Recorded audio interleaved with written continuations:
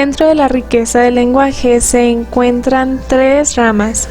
La primera son las variaciones de la lengua, la segunda son las locuciones latinas y la tercera son los vicios del lenguaje.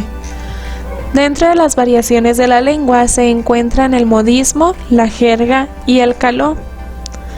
Un modismo es una expresión fija cuyo significado no puede deducirse de las palabras que la componen. Tres ejemplos son la gota que derramó el vaso, la cereza del pastel o es pan comido. La jerga es un lenguaje particular y familiar que utilizan entre sí los integrantes de un cierto grupo social. Por ejemplo, córtala, soplón o fifí. El caló es un lenguaje que solo ciertas personas entienden. Es similar a la jerga.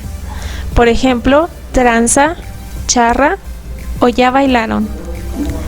Las locuciones latinas son expresiones en latín que se utilizan en español con un significado cercano al original latino. Por ejemplo, per cápita, déficit, viceversa, versus o currículum. Dentro de los vicios del lenguaje se encuentran el extranjerismo, el anglicismo, la anfibología, el barbarismo, la cacofonía, las muletillas, el queísmo, el dequeísmo, la redundancia, la monotonía, el pleonasmo, el arcaísmo y el neologismo.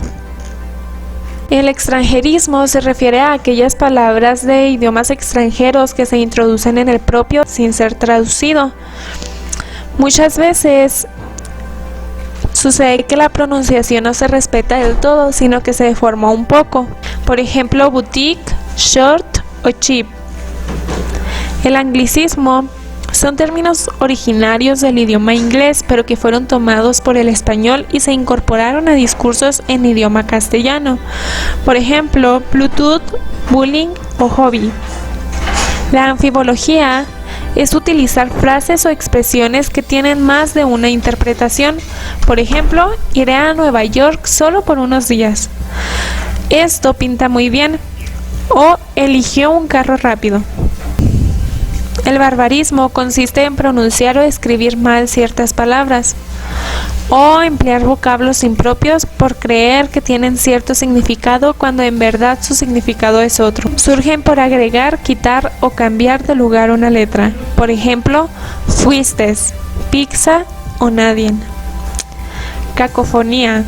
Es un sonido poco agradable que se genera cuando la combinación de los distintos componentes de una palabra o de una frase carecen de armonía, es decir, que son desagradables al oído.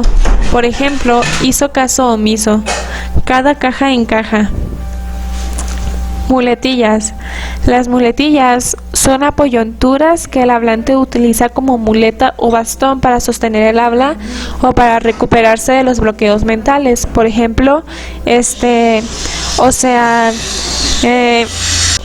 queísmo es la utilización incorrecta de la conjunción que cuando se debería utilizarse la secuencia de que. Por ejemplo, me alegro que haya salido de vacaciones, cuando debería ser me alegro de que haya salido de vacaciones.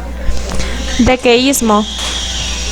El dequeísmo es la utilización incorrecta de la expresión de que, por lo tanto, se refiere a una manera indebida de utilizar de junto a que en una misma oración. Por ejemplo, fíjese de que usted no debe llegar tan tarde a la casa, cuando debería ser fíjese que usted no debe llegar tan tarde a la casa. Redundancia es el uso desmedido de un concepto o de un vocablo, así como la reiteración de datos incluidos en textos o mensajes que permite, pese a la pérdida de parte de ellos, rearmar su contenido. Por ejemplo, aplaudir con las manos o barrer con la escoba. La monotonía consiste en utilizar constantemente las mismas palabras, expresiones o giros. Por ejemplo, cuando termine el semestre, entonces descansaré y entonces iré de vacaciones. Entonces tengo que ser paciente hasta entonces. El pleonasmo consiste en el uso de términos que refuerzan lo dicho en una expresión, pero que no añaden información valiosa. ya que sin ellos la frase se entendería igual, por ejemplo, salir afuera, entrar adentro o bajar abajo. El arcaísmo es un elemento lingüístico que resulta anticuado por su significado o su forma. Suelen ser palabras que ya no se emplean aunque eran frecuentes en otros tiempos, por ejemplo, aguardar, sopenco o sopapo. El neologismo es un vocablo nuevo que surge en un idioma, por ejemplo, emoticón, textear o clicar. En conclusión, la riqueza del lenguaje es la abundancia o las variaciones de la lengua.